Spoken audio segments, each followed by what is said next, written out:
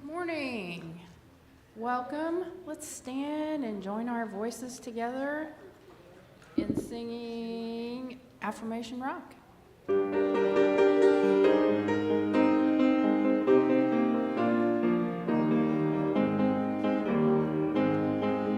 I am a powerful, creative, spiritual being. I am a powerful, creative, spiritual being. I can create anything I want this life. I can create anything I want this life. The universe is on my side, and I am love. The universe is on my side, and I am love. You're a powerful, creative, spiritual being. You are a powerful, creative, spiritual being. You can create anything you want this life. You can create anything you want this life. The universe is on your side, and you are love. The universe is on your side, and you are love. We are powerful, creative, spiritual beings. We are powerful, creative, spiritual beings. We can create anything we want this life. We can create anything we want this life. The universe is on our side, and we are love. The universe is on our side, and we are love. We are love. We are love. We are love. Very nice. Thank you for being here on a Daylight Saving Sunday and the first Sunday of spring break. Take a moment, greet your neighbors, and when you hear us start to play, come on back and sing with us.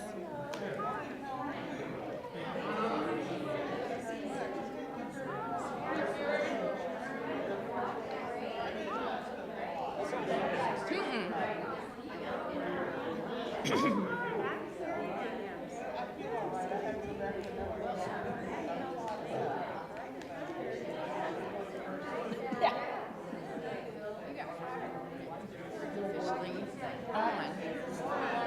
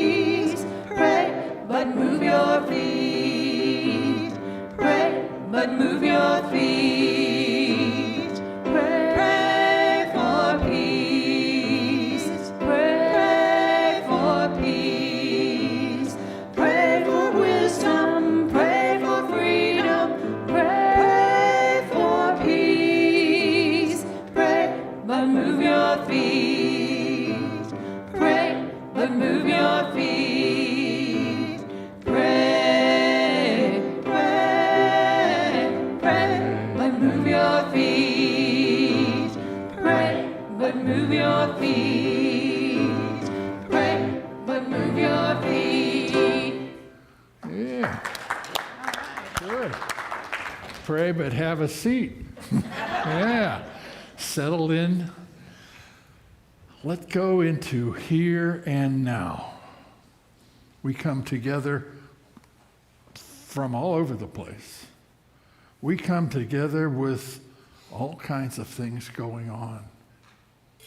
This is a good place to be. This is a good place to bring everything that's going on in your life. All of the questions and all of the celebrations. Bring it all into this one presence and one power of absolute goodness. And trust the process. Trust that activity of absolute goodness. So as we come into this place, we bless all churches and spiritual traditions everywhere. We acknowledge that we are one with them. We join with them in an openness and receptivity to that presence and power of absolute goodness. Feels good to be here. Glad that you're here. Glad that you're joining us online. Unity of Bloomington's a special place.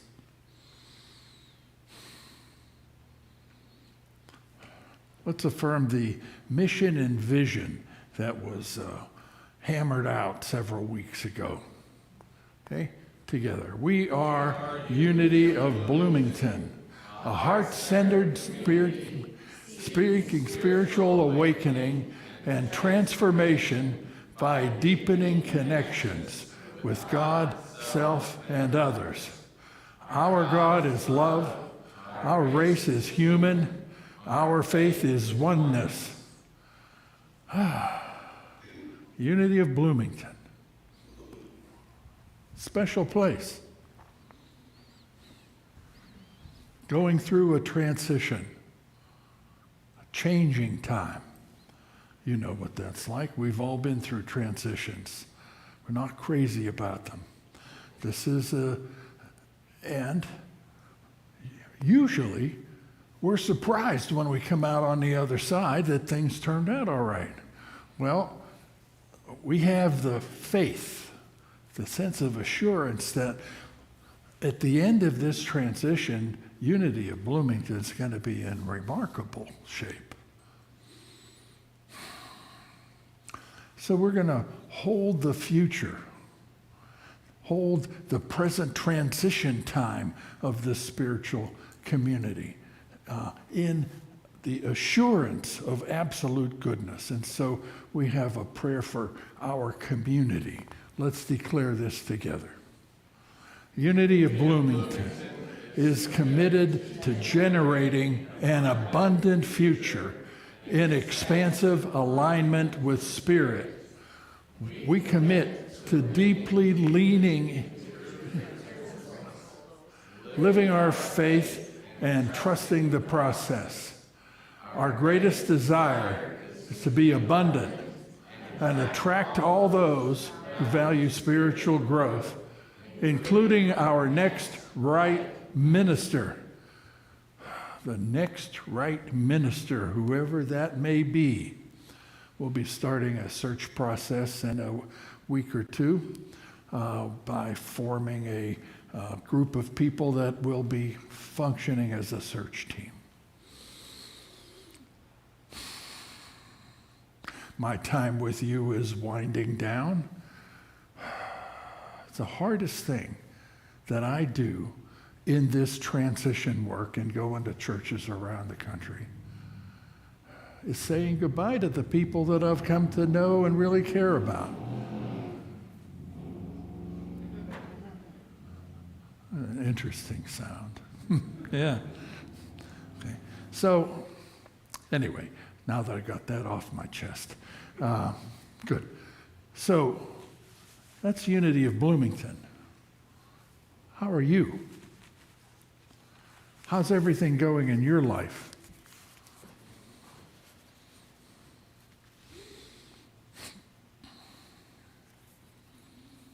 Everything good?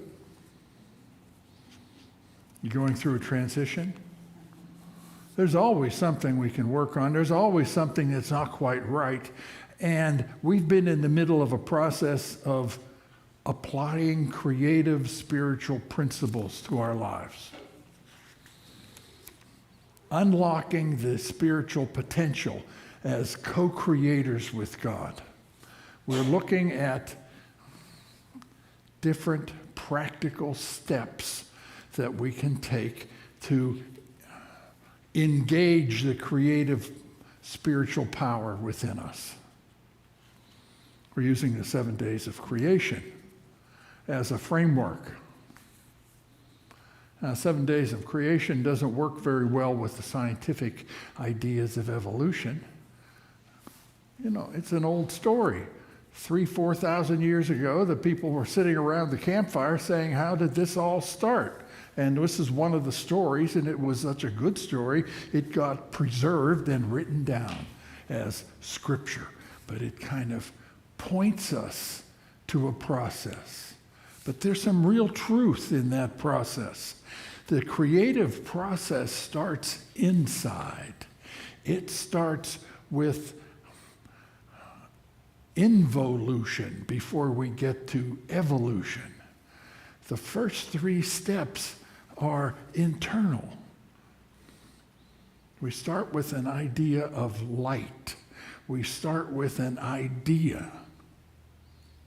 The idea might be abundance, health, harmony, purpose, making a difference. We start with an idea that is consistent with the divine ideas of God. We catch those. And then we hold on to this divine idea in space, in an arena where things are possible. That's the second day. Let there be an expanse, a firmament, a place where creativity can take place. And one of the names of that space is the kingdom of heaven. So the kingdom of heaven is within us. It's the arena of faith, a place where we can know all things are possible. Third day, it said, let something bubble up from under the waters. Let something move up and take shape. So it takes shape first in our minds and in our hearts. This is the activity of imagination. We get some clarity on what our creative activity will be, a way of focusing. We don't get locked into it yet, but we get some idea. And then on the 4th day, it said, let there be 2 great lights, and the sun and the moon were created. Time was created. Night and day was created, even though on the first day it said there was a morning and an evening. But anyway, 2 great lights. Inner lights that activate our activity. So starting on day 4, we take action. It's engaging the executive within us that says, do something. Not just do anything, but do something that's based on understanding. We're going to have some stories about understanding and about taking some steps based on that understanding. Okay? Will is the energy that says, that moves us. Using will by itself could be impulsive, misdirected. Without understanding, it can go anywhere. So understanding is first. It's the main light that shines on the secondary, the next power of will. So understanding engages will. So let me tell you a story about understanding and will. This is an old story that was captured by the author of the book of John. There was a pilgrimage site, a pool called Bethesda, or the Sheep Gates. And lots of people gathered around this pool because it had healing energy. The story was, whenever the water would bubble, it was a hot mineral springs, I guess, and every once in a while it would bubble. So the story was, the first one in gets healed. Now, there were a lot of people living there under 5 different porches for a long time. And a lot of them didn't bother racing for the water. So, this living there, getting to know each other, comfortable with where they're living, satisfied, with something in the center that had some promise, but who knows if that could happen. It's like our lives. We're living under five senses, under 5 kind of porches. We get used to what's going on. There's something in the center that may make a difference for us if somehow we can find a way, get in at the right time. One of the old timers there, had been there for a long time, had trouble moving. He was a paralytic of some sort. Well, Jesus came into this health spa and saw this guy there who's been there for a long time, and, started talking to him. How you doing? How long you been here? Do you want to be healed? That was a big question. Well, his answer was, well, I can't move very well, and so I'm old, and it's all the younger guys get in there first. And Jesus said, get up. Get off of this story that you're telling yourself and pick up that mat that you've been living on and walk. Get up. And he did. Now, this is about us too. Every once in a while, we are surprised by a spiritual insight that comes in and rearranges the way we think. Rearranges what we think is possible and energizes us. So he didn't call on Jesus. Jesus was around. We don't necessarily have to call on the spirit of health and vitality and love and wisdom. It's already around, and sometimes it emerges in a surprising way. And so he got up. He was all right. He had a story in his mind that kept him paralyzed. His misunderstanding of the nature of reality caused a misdirection in the way his life went. So our understanding, what we think, what we believe, really affects what we do. And a lot of times, it's wrong. There was a quote that I found from one of those rah-rah teachers. It's not what we know, and it's not what we don't know that causes us to suffer and fail. It's what we think we know that just isn't so that causes us to suffer and fail. We understand things incorrectly sometimes.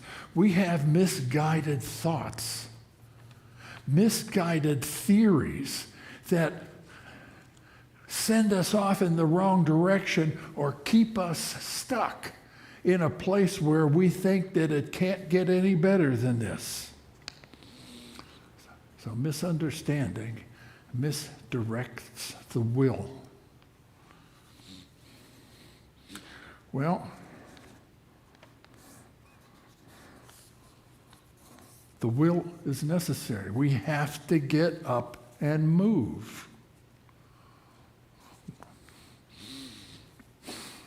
So you see the balance there, the interaction of understanding and will about how the inner can affect outer action. So here's another story for you about understanding and will. And Marianne Williams is going to share that story from her experience. Welcome, Marianne.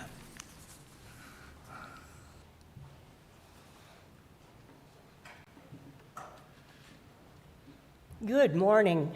I am Marianne Williams, and I have been a friend of this unity since 2014. By happenstance, or divine order, my birthday is tomorrow, and 72 years ago, on March 13, 1951, my Presbyterian parents drove their little Chevrolet car to St. Vincent's Hospital in Kansas City, Missouri, and I became a newborn baby out on earth. They made a home for me in Lee Summit, Missouri, also the home of the Unity School of Practical Christianity as they knew it at that time. 5 years later, they again traveled across US Highway 50 and past Unity to the University of Kansas Medical Center at Kansas City, Kansas, where I was diagnosed with diabetes. This diagnosis created a profound change in expectations for them and became the defining point in my life, living, and spiritual journey. A couple of weeks ago, I shared with my Conscious Creation group that my life with type 1 diabetes has been a spiritual journey. I didn't really know what I meant when I said that, but then out of the blue, this opportunity arose, the need for a spiritual spotlight speaker here at Unity of Bloomington. And the related image of the two lights of creation, the sunshine of understanding and the moonlight of will. This gives me a framework for describing my experience of diabetes as a spiritual journey, as guided not only by understanding and will, but indeed all of the 12 spiritual powers. As you may know, diabetes has been documented since the antiquities, around 1500 BC. Roughly 3,400 years later, the big breakthrough in treatment, the discovery of insulin, occurred in Toronto in 1921. Shortly thereafter, the scale-up of commercially available insulin manufactured by Eli Lilly in Indianapolis, and all of that based on understanding, observation, experimentation, and the daily repeated effort to advance the work. My own journey has consisted of a myriad of perceptions, learnings, and practices. As a child, and all of a sudden, I was different. And somehow, I thought I might have disappointed my parents or might have done something wrong. I was receiving some special attention from them that I didn't really want. But along with other adults, it was their responsibility to build a structure for me, a set of rules, a discipline so that I could grow and thrive. I had to learn about balance and control, the relationship of nutrition, insulin, and activity. I had to learn about nutritional values, the various food groups, and the amount needed to sustain my energy. I had to learn about timing, the duration of insulin doses, the amount of time it took for food to digest.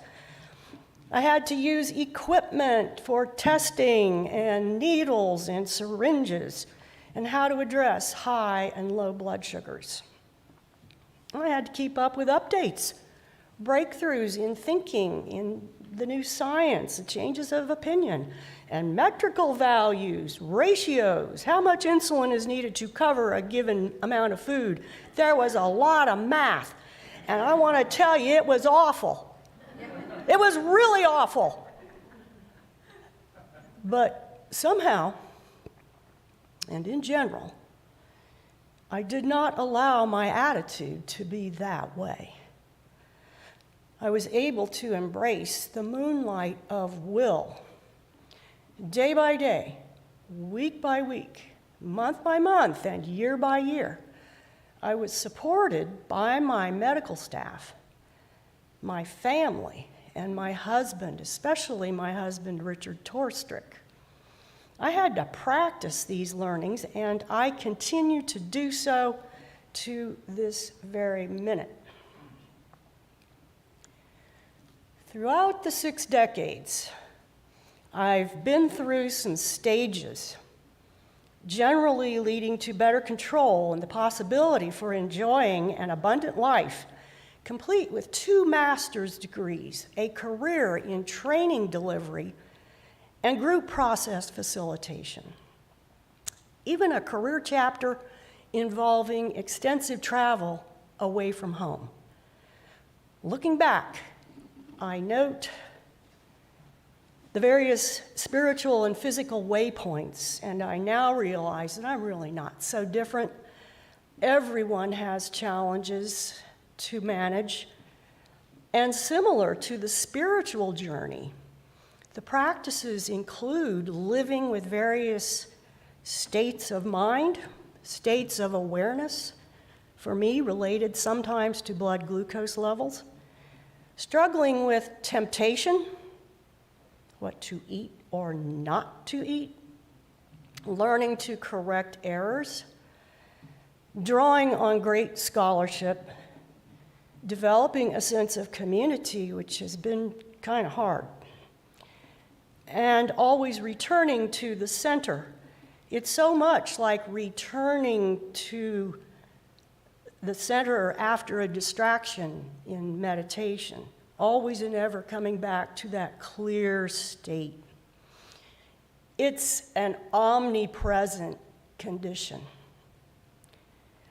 Recently, my endocrinologist said to me, "Marianne, you are not one of the people that I lay awake worrying about at night. I think you might reach 90 years of age." And oh, that made me smile. It's all well and good. The first girl who took insulin back in the 20s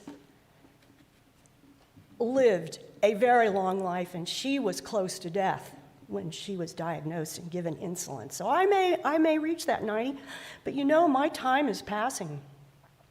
And what I want to point to in conclusion is where others are concerned.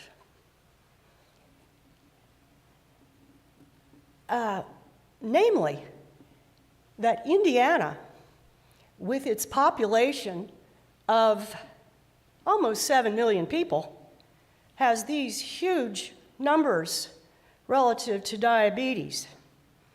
Almost 10% of children and adults suffer from all forms of diabetes, and so on. People have diabetes and don't even know it, but it's the bottom one that confounds me. In the United States, 1 in 3 children born after the year 2000 will develop diabetes. But I say, this can be prevented. It can be mitigated. those numbers can be reduced. If not in the whole population, then at least with a few people, perhaps those of us with our networks, our friends. And I see that a great light, a sunlight of understanding, and the moonlight of will, the work, could happen so that these predictions are recognized and mitigated. And I want to extend my hand of friendship and encouragement to anyone who would like to discuss this further. You know where to reach me, or you can find out through the church office administrator. Thank you.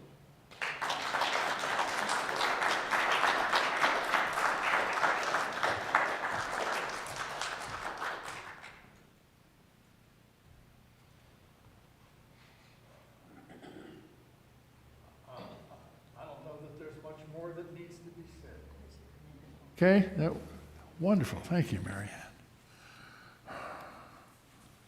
Inside work and then outside work. In the realm of ideas, everything depends on enthusiasm and passion. But in the realm of manifestation and being in the world, everything depends on perseverance and work and action. We have to get started.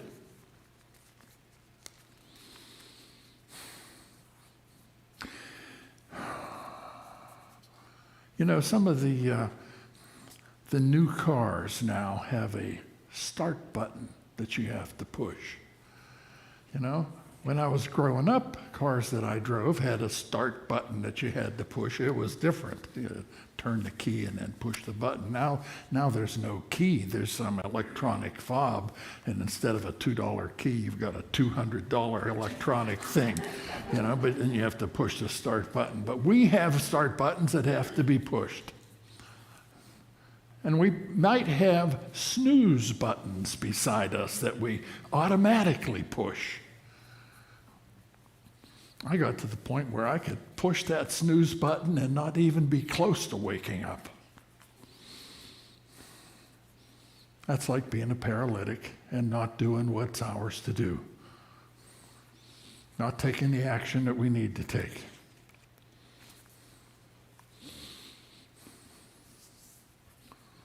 One of the things that I used to deal with was thinking, I have to have it all figured out before I take a step. Let me know what I need to do. Let me know what it means. Let me know where it came from and all the information about it, then I might take a step.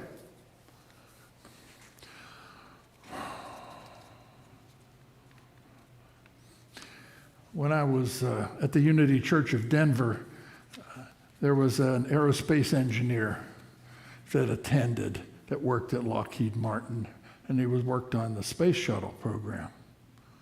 And he said when they were working on the space shuttle program, they had no idea how to finish it.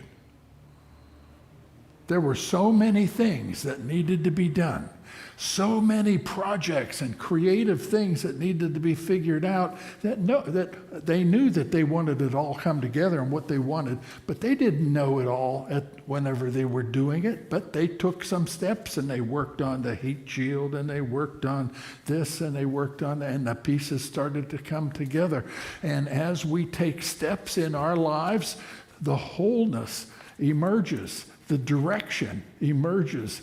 Wisdom shows up and directs us. That presence shows up and lets us know where the next step is. Something else shows up. The inevitable appearance of opposition. For every action, there's an equal and opposite reaction. You get an idea, and all of a sudden comes up, that won't work. How's that going to work? Nobody's done that. Oh, the people, all kinds of resistance comes up. It made some people think that there was an oppositional power an evil power in the world working against goodness. No, there's only one presence and one power. But there is homeostasis. There is inertia. There is comfort. There is procrastination that keeps us living forever around that comfortable possibility of more. When I was in ministerial school, they called that second force. They've changed that because it sounds kind of negative. Okay? This opposition, this negativity, this resistance that shows up when we want to do something. Well, there's a classic philosophical model of the dialectic. You have something that you want to do, and as you start doing it, the opposite comes up. The thesis and it generates an antithesis. Now, what happens when that shows up? Oh man, that's not meant to happen, is it? If there's resistance, it's not the flow. You need to go with the flow, man, and you just go where it's easy. If some resistance comes up, that means step back. Well, a lot of stoner culture is misdirected, misunderstanding.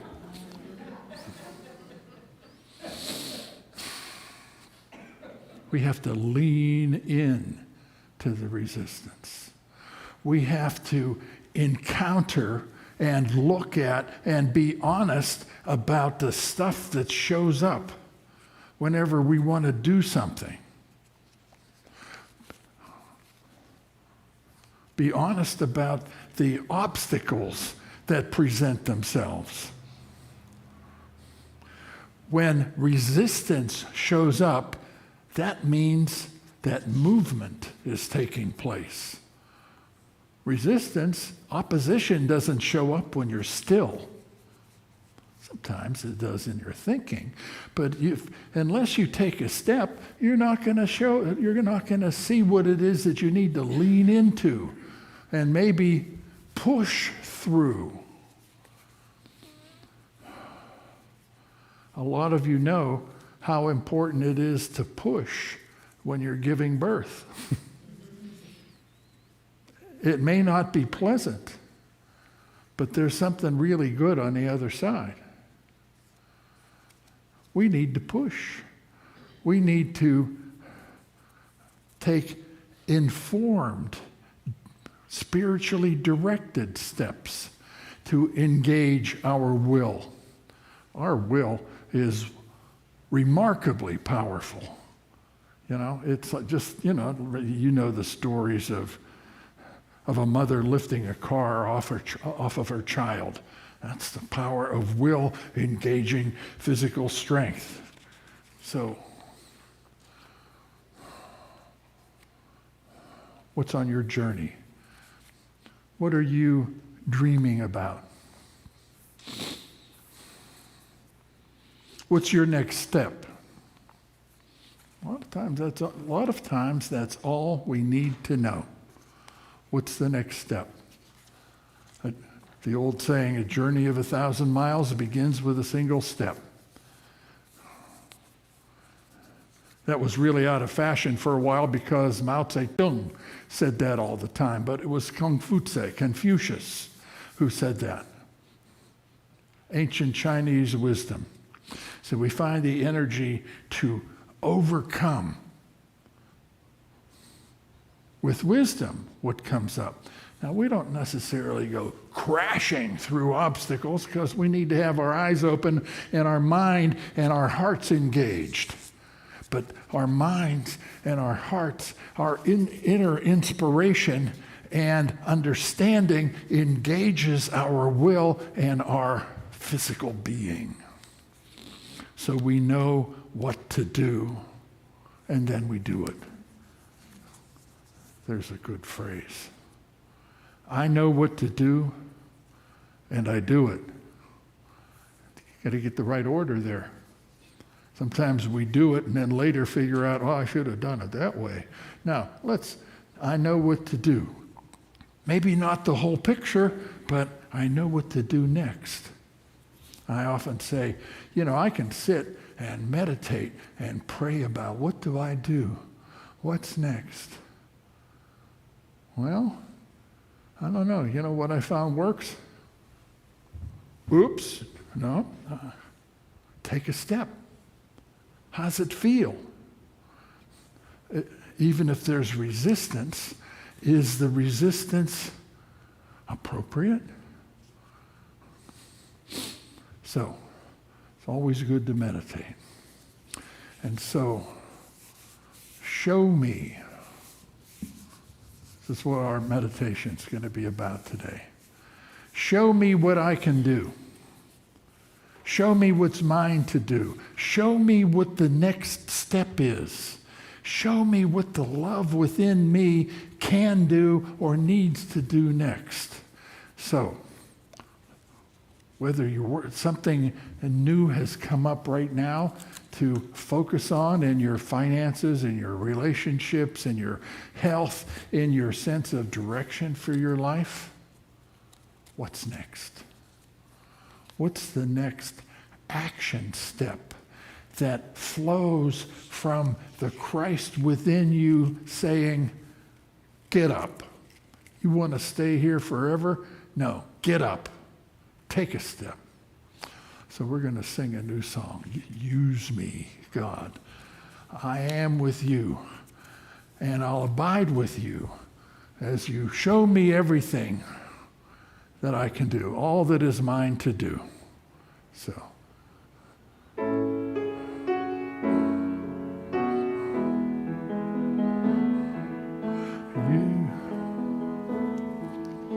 Use me, oh God, I am with you, and here I'll abide as you show me all that I can do.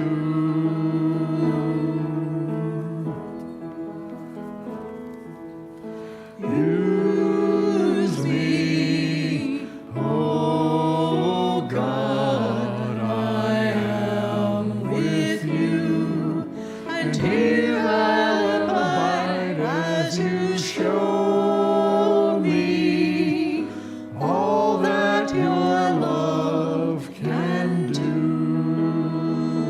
Let's sing that again. Use me, oh God, I am with you, and here I'll abide as you show me all that I can do.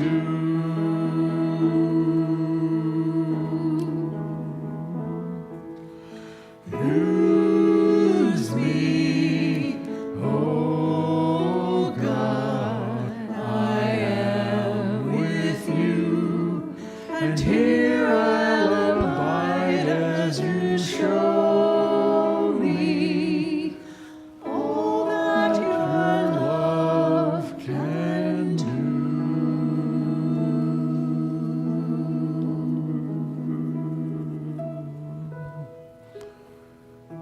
Show me. Let's go to a place where we can listen. Let's go to a place of receptivity in the depths of our being. So let go and settle into a holy place within you.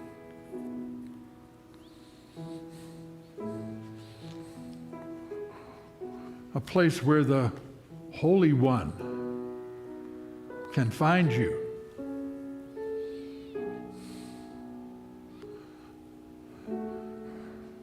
Let go to a place where you can be open and receptive, responsive, and obedient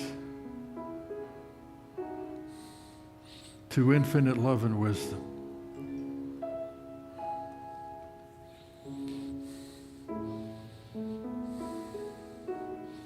A place where you can listen. Listen.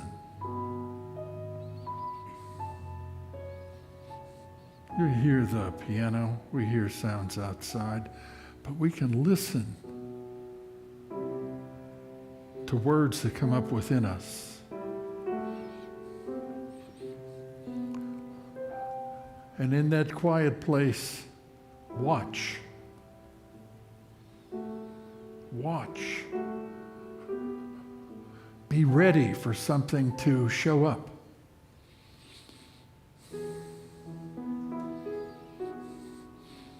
You might say, yes, I do want to be healed. Yes, I do want a good relationship. Yes, I do want security in my life.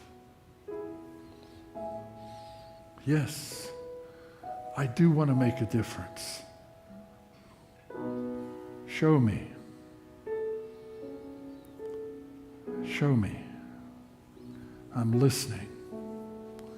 I'm watching. I'm waiting in the silence.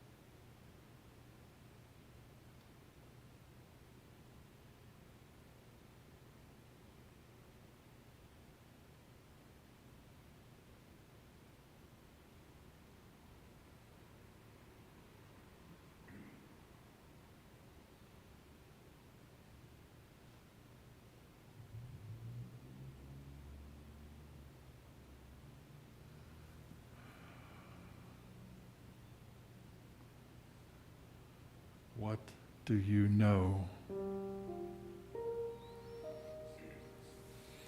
Is there a thought that you can hold? Is there a word that you can say?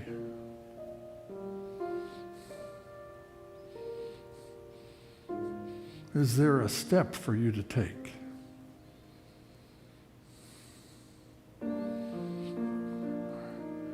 Now what?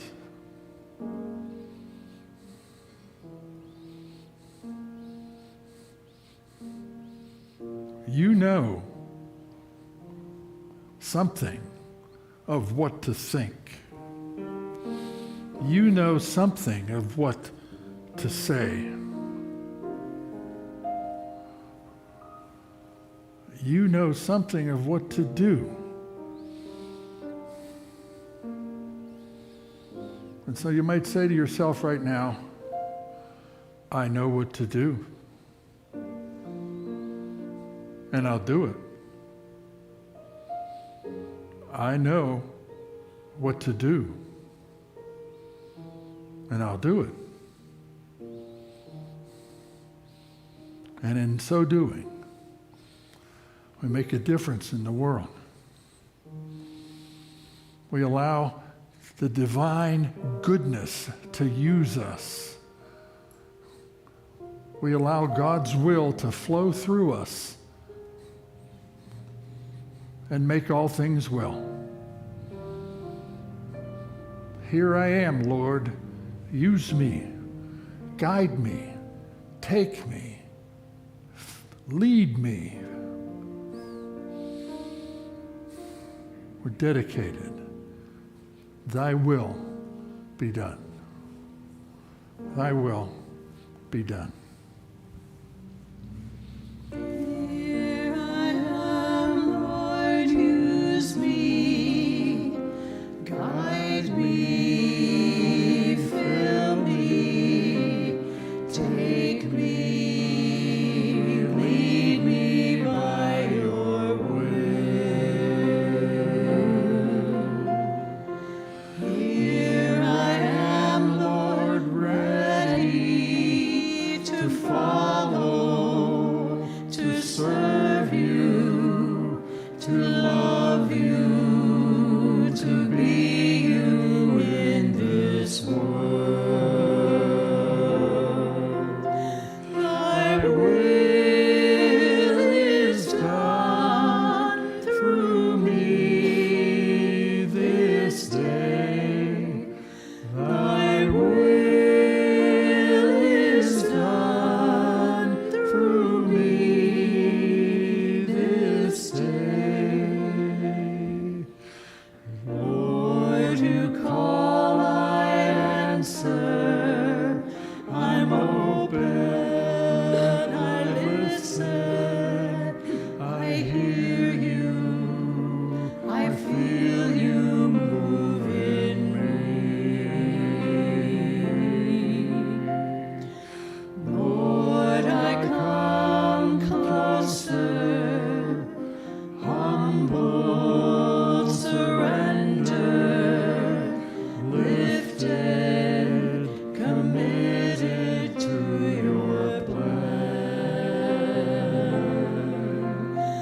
Thy will is done through me this day. Thy will is done through me this day. Here I am, Lord, I come. Here I am, Lord, I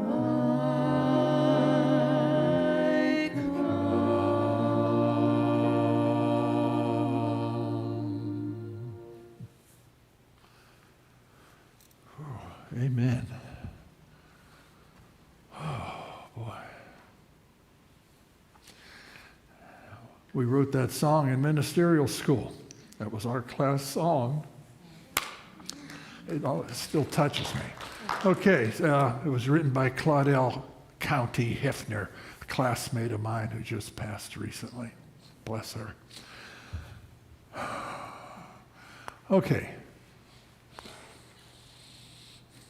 We know what to do and do it. Okay, so if you have any prayer requests, you have any notes to put to this, to the office, if you would like to prepare an offering, this is the time to do it. We bless all that we have, all that we are, and all that we give. And we have an affirmation about the nature of reality here that is about giving. So let's declare this abundance blessing together. I am an abundant being, living in an abundant universe. I am not dependent on people or situations for my good. God is the source of my good. I always have something to give, and I give it. I expect the best. I give my best. And now I attract the best in every experience. I give with gratitude, generosity, generativity, and grace. Leave that up there for a minute, Seb. We always have something to give. You know why? Because the presence of God is within us, and it is constantly giving.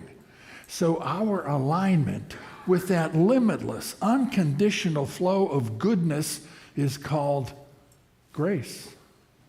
It's called generosity. That makes a difference. So in the prosperity teachings, a lot of times they say you give this and you'll get this, kind of as if it's a magic formula. No, there's no cosmic bookkeeper keeping track of what you give. There's a sense of, are you aligned with the flow of goodness in the universe? Prosperity teachers often say, give to the source of your spiritual good. Give to where you're fed. And so whenever you are part of a community and you get something out of it, you give with gratitude. Gratitude is the response for getting something good, something that you like. Gratitude is an impulse for giving.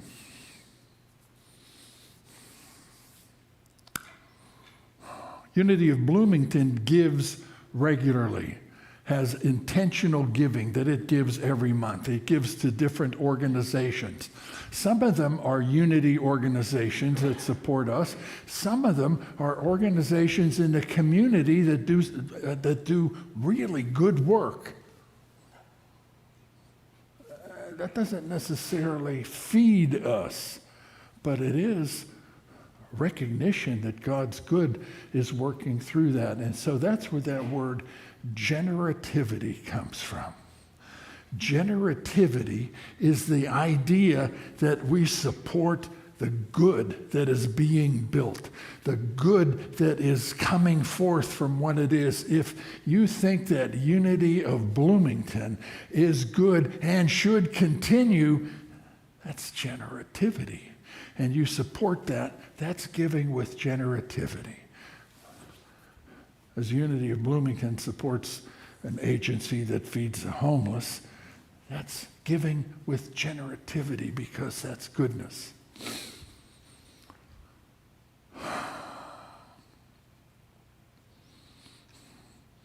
Nonprofits are always asking for money. Churches are always asking for money. People get that, and people say that. People stop coming to church because of that. Well, nonprofits need to work on donations. Unity says the goodness within you seeks to flow, and we trust that. Those of you watching online are benefiting from quite an investment that Unity of Bloomington has made in streaming these services. And so we ask for your support. We need that text number up here. Seb, do we have that? Oh, there it is, text to give. The way that works is you don't call that number. I've done that. It's like, what? This doesn't work? No, you message that number, and you just put in a donation amount, and that'll work. So those of you watching online, message and a donation amount to 844-493-1602. Okay, let's go back to that last affirmation about giving, the last line here. Let's declare this last line together. I give with gratitude, generosity, generativity, and grace. So it is. Amen. Okay. I am open and willing to believe. I am open and willing to see all of the blessings surrounding you and me. I am open and willing to receive. I am open and willing to believe. I am open and willing to see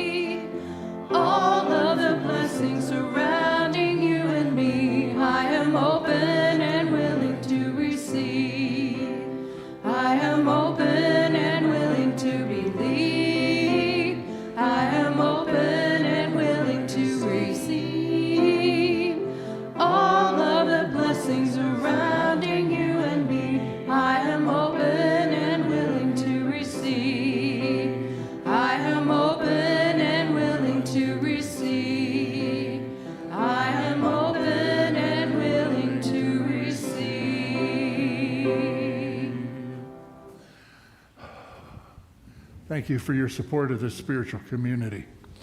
I dedicate your gifts to do the work of absolute goodness, unconditional love, universal truth, and universal peace. So it is. 2 weeks from today, we're doing a special workshop about the future of Unity of Bloomington. This is really important.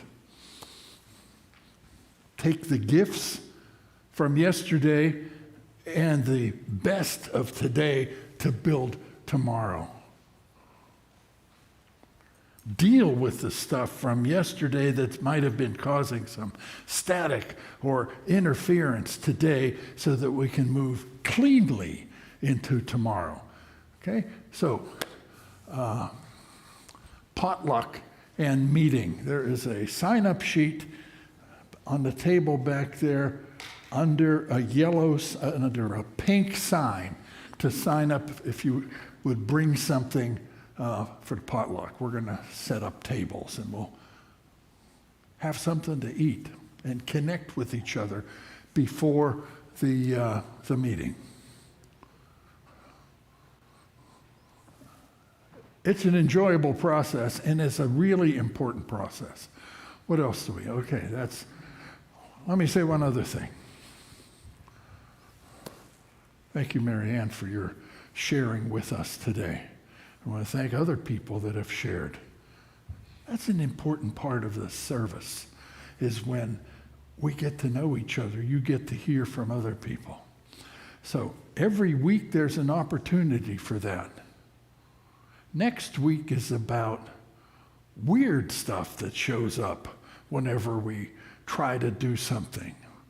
Let's see, on the 5th day, there's swarms of birds and fish, which means there's all kinds of ideas and feelings and intuitions and strange stuff that shows up. And we have to say, what? How do I deal with this? That's what next week's is about. Did that ever happen to you? You have something, you have a story you might share about that? Let me know and I'll plug you in next Sunday. Okay? Let's make a circle to close the service today.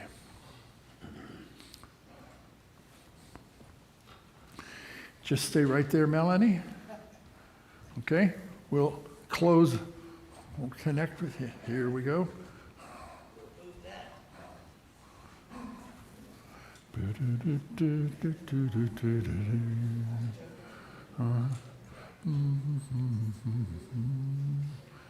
Okay,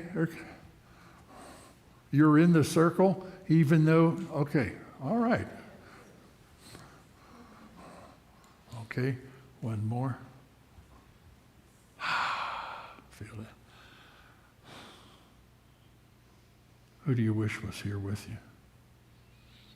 Who do you want to include in this circle?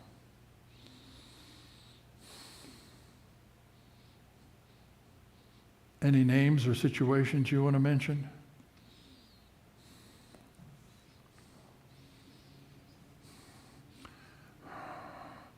Our heart knows every one of them, and we join with them in this declaration of truth that we speak together.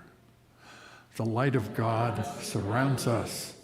The love of God enfolds us. The power of God protects us. The presence of God watches over us. Wherever we are, God is, and all is well. There it is.